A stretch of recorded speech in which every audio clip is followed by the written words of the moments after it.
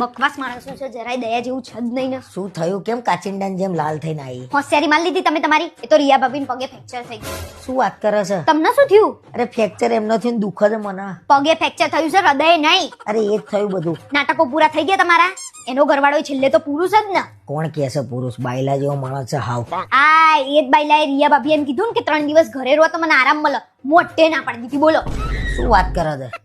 હાવ નક્કામો માણસ છે. આટલું રૂપાળું આટલું સારું બૈરું મળ્યું છે ને તો એને કદર નહીં. પૈસામાં જીવ છે માણસને. બોલ. અરે જવા દે ને કે તું જા નોકરી.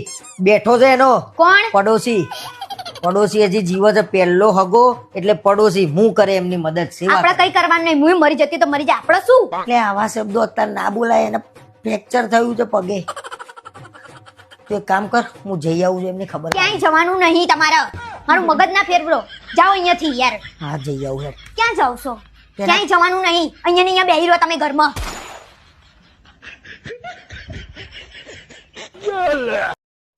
હેલો માય યુટ્યુબ ફેમિલી, તો કેમ છો બધા? તો મારી પોસ્ટ, રીલ્સ અને કોમેડી વિડીયોઝ તમને સારા લાગતા હોય તો પ્લીઝ લાઇક, શેર અને કોમેન્ટ કરજો અને મારી ચેનલને સબસ્ક્રાઇબ કરજો.